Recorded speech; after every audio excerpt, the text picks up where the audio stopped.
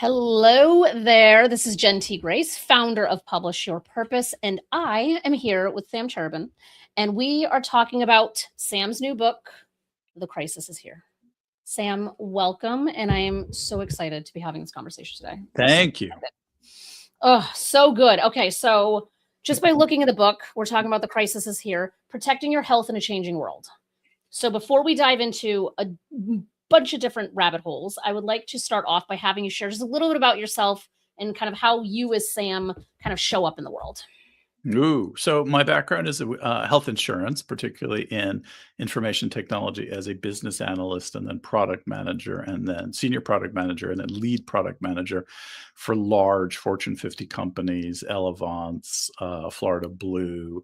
I have done consulting gigs for Cigna and Aetna. So I spent pretty much my entire career in the big health insurers, which is very eye-opening. Learned a lot about public health, learned a lot about using digital tools to get messages to people, how to be proactive for people taking care of their health, just the challenges in health communication overall, which really infused a lot of my work with the book. Yeah, I feel like once people hear what the book is about, that will make even more sense. Um, okay, so it's protecting your health in a changing world. Clearly, there's a lot here. And based on just the limited bit that you just shared about your background, I want to kind of just start off and talk about purpose of like when you set out to write this book, what was the intention behind it? What was your purpose? My purpose really was protecting people, and it was getting information in their hands, which is scattered across a lot of different websites, scattered among health insurers and online health records and academic publications and on CDC websites, which have been deleted. How can we get really important information about people's health and how to take care of it in the context of climate change in a simple and easy way? And so ultimately, I hate to say saving lives, but protecting people and getting them information. And what I've come to realize, even after the book has been published, is how can I reach people who may not have access to this information, people who may not speak English as a first language, people who may never have heard that there are climate impacts on health. And so that I think I have to say my purpose has been evolving in terms of reach and how do I craft the messaging in a way that I can reach more and more and more people. So I'm going to take us back a little down memory lane a few years ago when you and I first met at an event here in Connecticut. And what I love about, like, I love these conversations because it's like celebratory, right? Like we're talking about your Yes. book, like it's exciting, like the book is finally here. You've busted your hump to get here. And in your case, like I have bared witness to the seed of an idea to actually holding your book in my hand and having saw you like been to your launch event in person a couple weeks ago. So can you just share if you remember or if it has changed your purpose when you first began this process of you has that changed and morphed between because it was like 2 or 3 years ago versus now? I think the original purpose 2 or 3 years ago was how to use like the future of healthcare and how you can take care of your health in kind of a really general way, and climate would have been one of those ways. It morphed and changed because of political events, because of how do we put this? Crisis upon crisis upon crisis. Like this is the most important message to get in front of people in the midst of a series of cascading crises and polycrisis, crises of consciousness, crises of democracy, crises of weather. How can I really get this information in people's hands in a way that they can use it to protect themselves? So kind of a public health lens, less kind of general and more very, very specific. So it evolved over time. And I know that like we went round and round. Obviously, this is just happens with all books. Like we go round and round and round on the cover, round and round on the title. Let's talk about the title because you did just talk about crisis and like how many people are kind of facing right now. So it is called The Crisis is Here. How did you land on that being it? I think that was actually a decision made by the project manager at PYP. It was originally called Climate RX, and then it was Protecting Your Health in a Changing World. But we went through a lot of iterations, and part of the PYP process is real focus on titles and subtitles that carry this weight and this energy and this movement. And The Crisis Is Here was spectacular, and it's honest, and it's turned out like that was pretty prescient because like we're dealing with crisis after crisis after crisis. So great title. And couldn't be happier with the title itself. Well, I think it's rare that you have a book that can align perfectly with its title. We have a lot of examples of like titles that are kind of left field, and you have to actually page through the book to figure out what the book is about. But Yeah. this is spot on.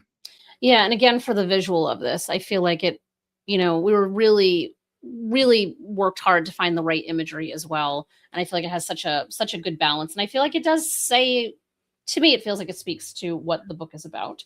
Yeah, it's about danger above safety. So we have safety on the bottom and danger at the top, and the storm clouds are brewing, and there's a lightning bolt, but you still have a green field of expansiveness, and that's the green field of action and community. Yeah, trying to find that balance. Can we spend just a couple of minutes talking about kind of how the book is structured? Because you've already named like 50 different crises that people are dealing with like in this moment, and that might feel overwhelming. And you were so intentional about making sure that it doesn't come across overwhelming. So we can kind of just talk about the structure of it for a few minutes. Yeah, so it's really structured in a very modular way that you don't necessarily have to read it cover to cover, although I really found out that my readers like reading it cover to cover, which is surprising to me because I thought people would go, oh, I want to learn about extreme heat. I want to learn about extreme cold. I want to learn about how to protect my health in extreme, in flooding or during power outages. And nope, people are reading it all. And so very gratifying. So the structure of the book is very short modular chapters. So we have an introduction, who I am, why I'm writing this book, the science. So it's not, we have one kind of sciencey chapter because that's absolutely necessary in terms of climate, but we really go into the world of health impacts. Then we begin breaking them down in terms of heat, flooding, fire, air quality. We're going into insects, disinformation, how to have conversations with your physician, how to create an evacuation plan, how to create, a bug out or a bug in kit in terms of emergencies if you're forced to leave your house. And I think that what is remiss, not to outshine you, Sam, as the author, but there's also Climate Cat. Climate Cat. Can we talk about Climate Cat, the real star of the show here? Yes, Climate Cat is the star of the show. So Climate Cat was introduced for a couple of reasons. One is to really soften this message because without it, it's what I call the litany of death. So it's how many people die from heat, how many people die from cold, and it's so distasteful. Like it's just painful, and it's going to disengage the readers because it's like, I wanted to learn how to protect my health, and suddenly like it's just a list of deaths. So Climate Cat is started out kind of as a jokester, kind of as a way of softening this message, but he's really evolved into a key player, and hopefully we can use him for children's books and different kind of climate communications. This is the power of AI as well. So AI generated imagery, although the Climate Cat images in the book are drawn by a person. And I like to do more like human drawn Climate Cat imagery, but we can do Climate Cat animations and videos and songs. So the power of AI is quite astonishing in terms of a communication method, I think, and a way of getting complex information out to people, stripped of disinformation. And I pulled up this one. Like they just make me laugh too. Yes. Like that is like such an awesome picture because it is it's a hard topic, like you said, because it's overwhelming. People's nervous systems are already dysregulated. And then, you're providing information that is both like alarming even more if you didn't already know this, but then you're giving solutions to it. So I guess, if someone's, thinking like right now, like, well, what can I do about this? Obviously you can read the book and I feel like you'd just be a lot more informed, or see you if you're doing some kind of workshop, because you did a wonderful presentation at your book launch. So like, but if someone's like really just maybe even panicking a little bit based even on this conversation, what's like one thing that they can do that makes them feel a little more grounded? I think it's almost like doing an inventory, kind of do a personal health Mm, inventory and where are you potentially at risk? mhm, Are you at risk if the power goes out? Do you use any electronic medical devices? Do you use a CPAP? mhm, Do you need to have a 30-day refill of your medications? Do you know where you would go if CVS is closed because it's a power outage? mhm, It's kind of thinking about all of the disasters you've experienced and their impact on your health and asking a mhm, lot of what if questions. So I would mhm, say just to begin to think of that. Do you know what's going to happen to your medications in extreme heat? Do you know how to refrigerate your insulin if the power goes out? mhm. Do you have someplace to go if you need to evacuate? So Yeah. begin by asking these questions, and certainly people can reach out directly to me if they have any questions. They can read Yeah. the book. I can come and speak to their group. I can provide any information that they need. So I can be Mhm, really, really flexible. Because, mhm. like I say, if the purpose is protecting people and helping them, then I'm here to help people and give them information any way that I can, even if it's just pointing them to an external resource. Mhm. Yeah, I love that. And is there any data on people who are prepared, like the tips that you were just giving, like, I don't know, I don't wanna say survival rates because I don't wanna be like that level doom and gloom, but like, are people who are like generally prepared in the way that you're talking about, like statistically more likely to make it through whatever an event might be? Is there any data on that? There is. I think the major data is that the majority of people, like 60 or 70% of people, are scared, and maybe only 20% of people have a plan. So we're Mm, trying to just get those numbers of people increased. So we can give the example of your son, who's mhm. like an obsessive preparer, thinks Oh, about yeah. different contingencies, Mhm. has multiple go Oh, bags, yeah. knows first aid. So this is Mhm. like a super prepared teenager. And I think Yeah. we're gonna be seeing a lot of those because he's sort of ahead of the curve. Mhm.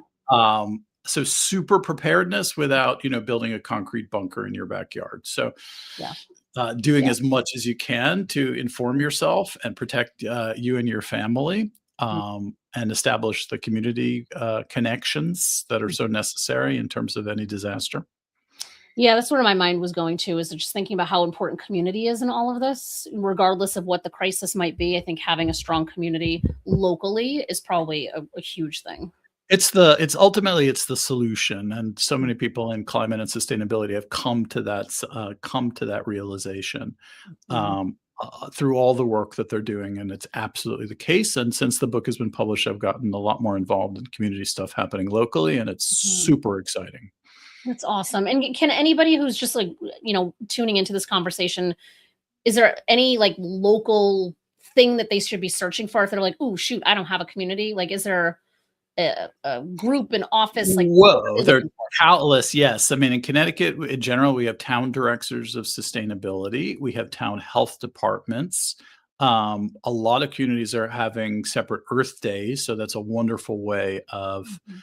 um, getting involved because that opens the door to incredible numbers of groups. Mhm. But Connecticut League of Conservation Voters in our state. Climate Citizens Climate Lobby. I mean, they're group after group after That's awesome. group. So I would say you do a bit of a search, Mhm. but there are groups everywhere, and it's really, really exciting. Some are, caveat is some are exclusively focused on policy, Mhm. and some are focused on action, and some are focused on land use, and some are focused on health. But one of the gratifying things about publishing this book is like, whoa, there's so many, like the sustainability folks are the nicest, most supportive people in the Mhm. world. So to network with more and more and more of them has been like, this is a joy. Like Mhm. these are my people and this is really Yeah. exciting. So there are countless groups. Yeah, that's awesome. And you have a very robust resources section in the back. Very robust. Yeah, Yes. like I there think is a lot in here. yes, there then that was really important because sites are Mhm. disappearing, information is going away. I wanted to provide incredible amounts of redundancy.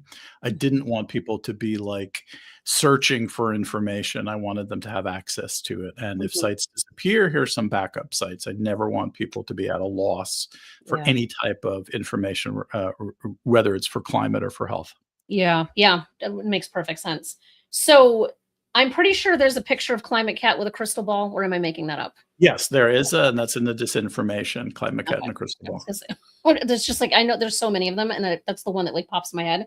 But now imagine Climate Cat's not holding the crystal ball, but you are, and you're looking into the future. Like what do you see?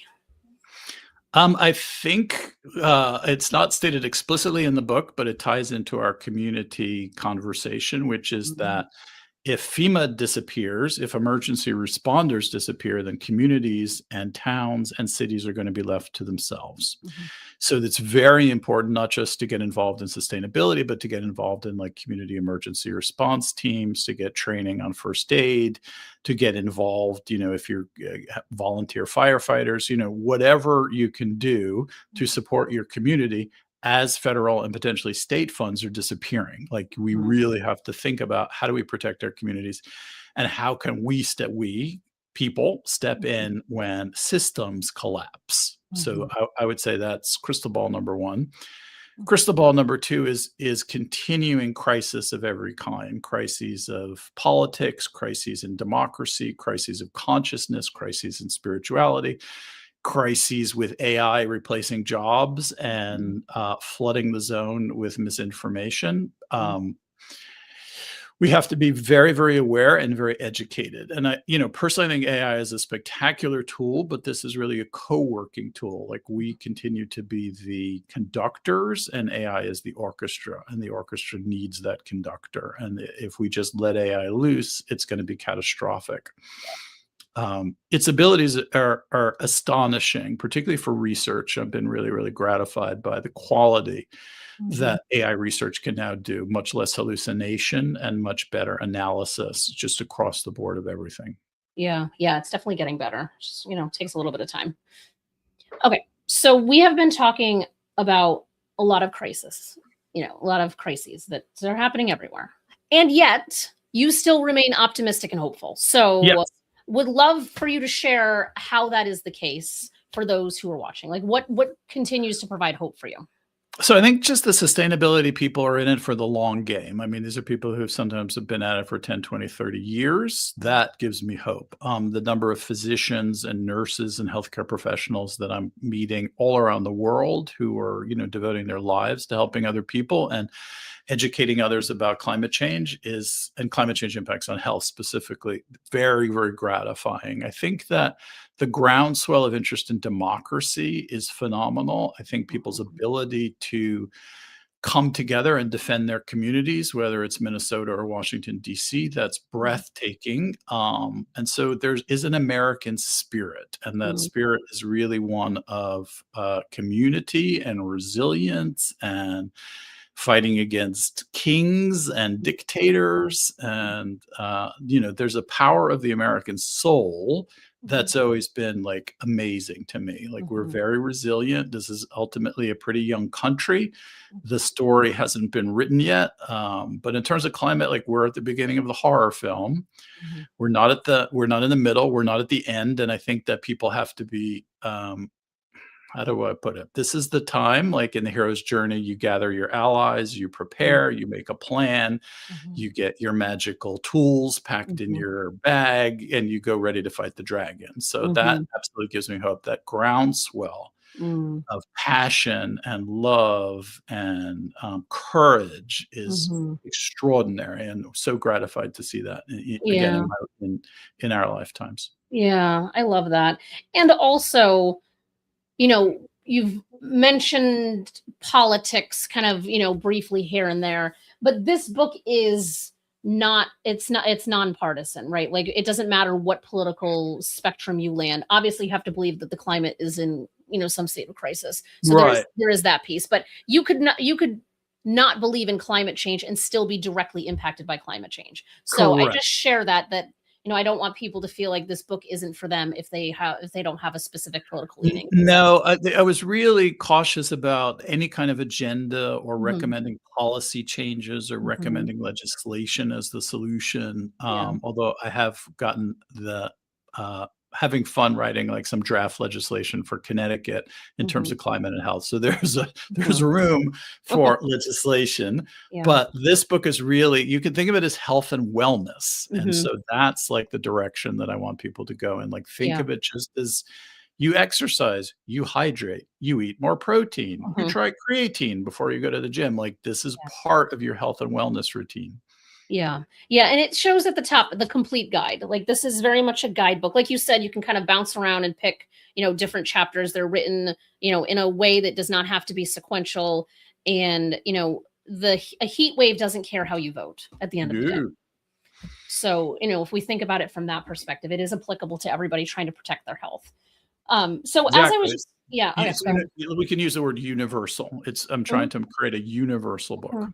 Yeah. Yeah, which is important because other authors might have taken a completely different tact. And I know it was Mhm. important for you to be able to make sure that your message does have the ability to reach anybody who needs to hear it. Because again, Exactly. going back to protecting people as part of your bigger mission and purpose, Mhm. it all makes sense. I want to derail us from this big picture and go deep dive here on the design of the book, because as I was just like saying it, even thinking about like how intentionally created this was to make it a book that you can hop in and out of, even if you were getting early feedback from people that they are not hopping and they're going from one thing to the other. So can we just kind of like break down, because I know, and again, I have the vantage point of having worked with you from day one, which is incredible. Okay, so we're looking at Jessica Bantam's book, Design for Identity. All right, talk to And me. then we're going to look at this book too. So Oh, one of the Jessica reasons that I liked the original Publish Your Purpose book, it wasn't just the content, but it was how the material was laid out on the page. Bantam. And I think the version that I saw was more color. And so that's a Mhm, whole other color versus black and white, which we probably need mhm. another 45 minutes to Sure delve do. into.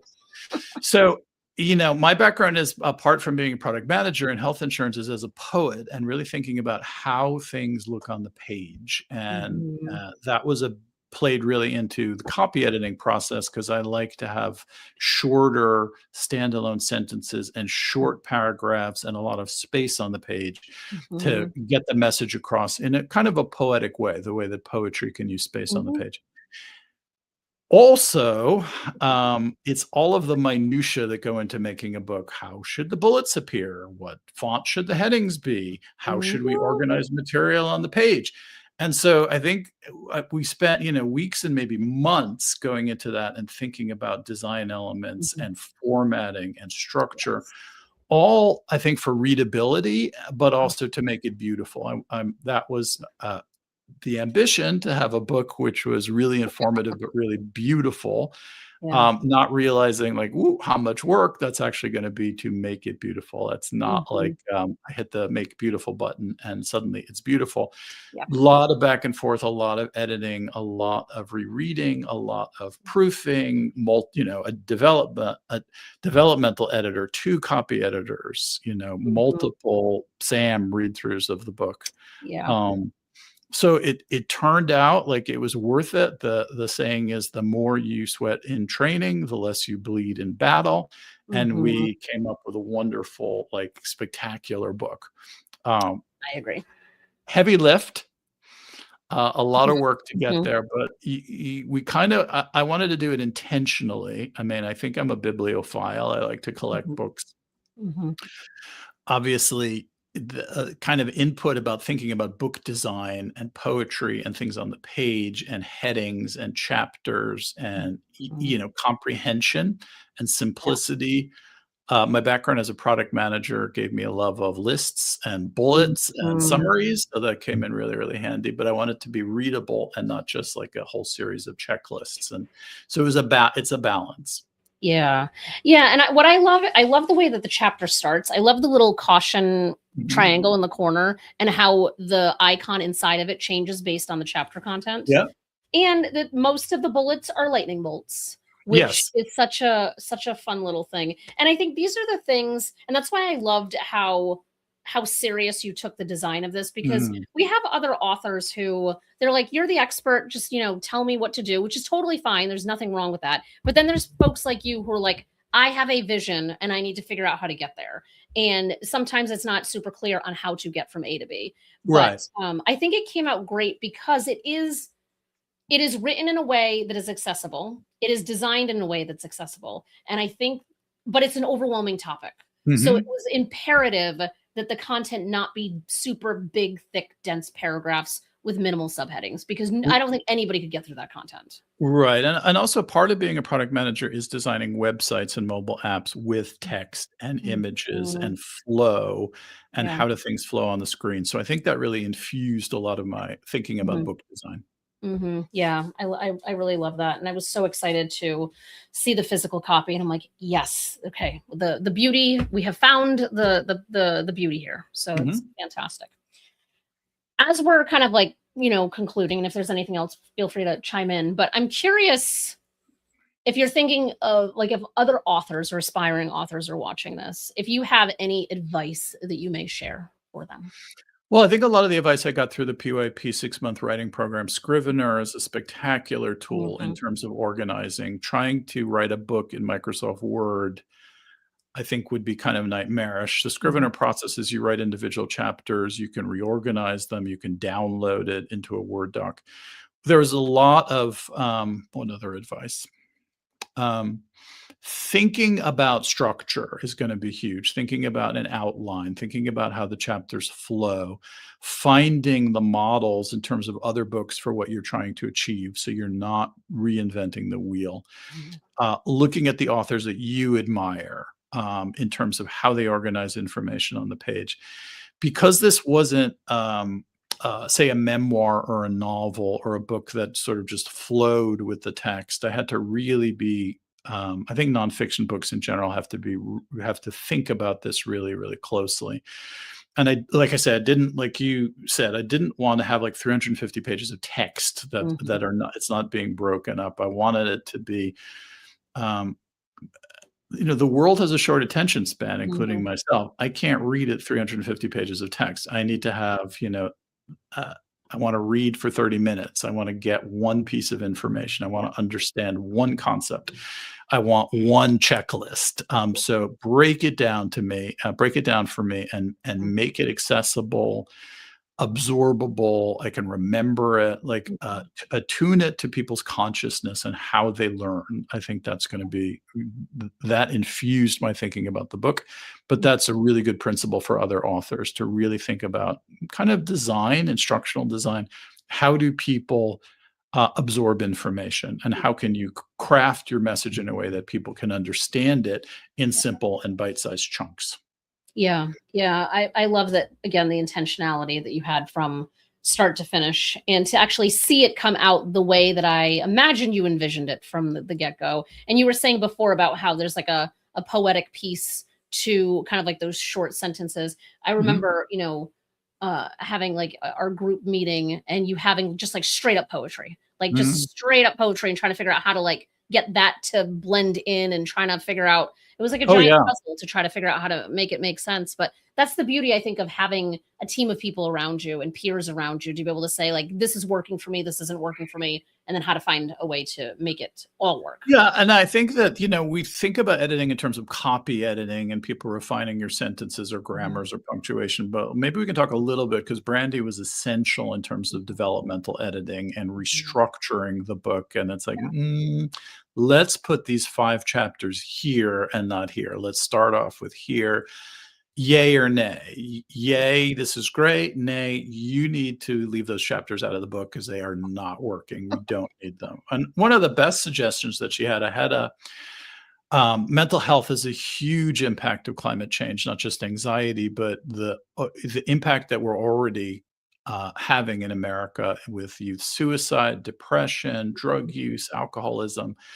And so I had a kind of a long, depressing chapter about mental health, and Brandy said, "No, no, no, write about what you do to Mhm, regulate your nervous system. What are the tools you use for your mhm, anxiety?" And that was really transformative, and I was able to create a really, really great chapter just based on the tools that I use, mhm, which are kind of like encyclopedic, mhm, right mhm. now because we are in the midst of the crisis, but that could be really helpful for other people. Yeah. I love all of this. Is there anything that I have not asked you that you would like to share? Any final parting words? I think that people really need to be hopeful. I think it's important Mhm. to not give up hope no matter what's happening in the world. I think that there's always room for growth, that people are responsible for creating the future collectively. Like the future is not something which is given to us on a plate and we have to accept it. The future is something we can create together. Mhm. And, we've got hundreds of millions of people in America who are fighting for the future. And so it's really up to us to create the country we want to live in and create the future that we want to inhabit. Yeah. Yeah. Yeah. And I think that, again, the book talks about a lot of things, and there's like an undercurrent of optimism of like, Mhm. we do have personal autonomy and control over a lot of things within the larger context W of things w happening to we us. have a we have agency. We have the power Mhm. to learn. We have the power to come together and solve problems. We have the power to build our communities and our neighborhoods and our families. Like, we are enormously powerful. We are. We absolutely are. Well, thank you, Sam. I'm happy that we had this. We're concluding this very long cycle of getting it done, and very short cycle in the grand scheme of a book. To go from Yes. idea to a book out in less than 3 years is like rapid pace. Yes. So It's very, very rapid, yeah. and it's gratifying, and like you said, like, the book exceeded my expectations. Like, there's Mhm. nothing that I wanted in the book that didn't wind up in the book. Which is such a testament to being diligent and knowing what you're looking for, and then making it happen, which I love. You got it. Amazing. So this book is available wherever books are sold. Wherever fine books are sold, so you can get it Yes. on Amazon, Barnes& and Noble. The Mhm. Kindle version is beautifully formatted and in Mhm. color. The print version is lovely. Mhm. So ask for it at your bookstore, order it on Amazon, tell your friends, recommend it to your book clubs, reach out to me with any questions, and I'd be super happy to talk to everybody. Yeah, and ask your local library. I'll throw that one in too. Yep. And then your website is Sam Cherubin is on the bottom of the screen. samcherubin.com. Yep, Can go contact you there for all of people's questions. So you please go ahead and got it. Thanks, Sam. I'll talk to you soon. Thank you. Bye, everyone. Bye-bye.